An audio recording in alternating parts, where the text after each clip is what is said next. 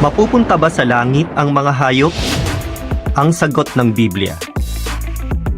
Itinuturo ng Biblia na sa lahat ng nilalang sa lupa, limitado lang ang bilang ng mga taong pupunta sa langit. Pupunta sila roon para mamahala bilang mga hari at saserdote kasama ni Jesus. Karamihan sa mga tao ay bubuhayin muli sa isang paraisong lupa. Sa Biblia, walang sinasabing langit para sa mga aso o alagang hayop. At makatwira naman iyan. Hindi maaabot ng mga hayop ang mga kwalifikasyon para sa makalangit na pagtawag. Hebreo 3:1.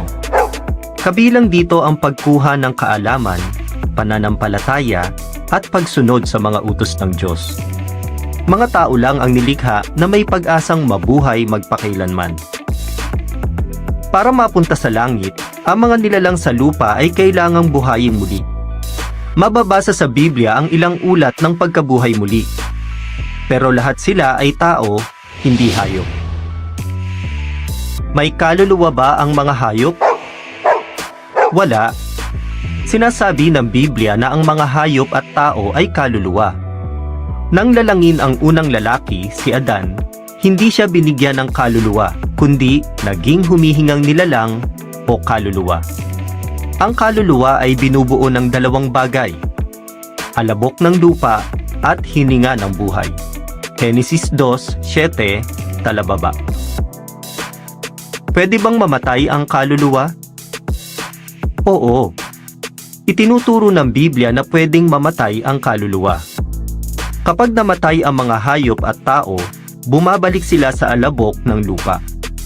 Sa ibang pananalita, hindi na sila umiiral. Nagkakasala ba ang mga hayop? Hindi. Ang pagkakasala ay nangangahulugan ng pag-iisip, pagkadama, o paggawa ng bagay na labag sa mga pamantayan ng Diyos. Para magkasala, ang isang nilalang ay dapat na may kakayahang magpasya tungkol sa tama o mali. Walang ganitong kakayahan ang mga hayop.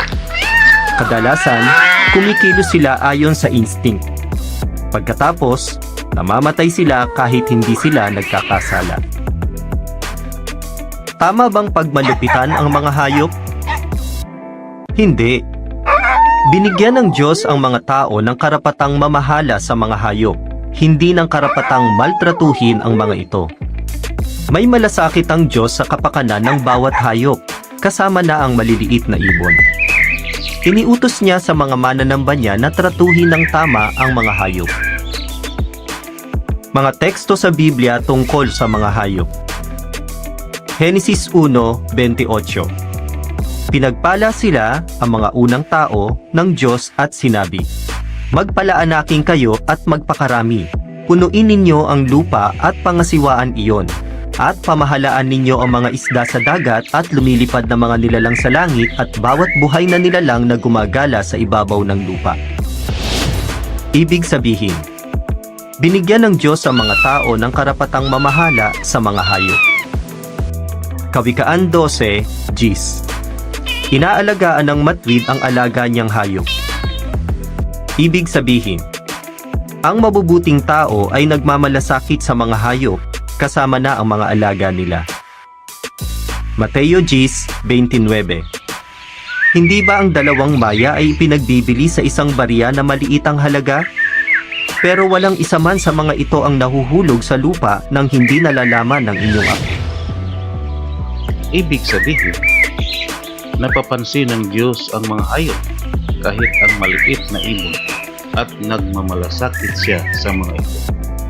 Maraming salamat po. Pag nagustuhan mo ang video nito, paki-click mo ang subscribe button sa ibaba. Huwag kalimutan na i-click ang bell icon para updated ka sa aming mga video. Bye-bye!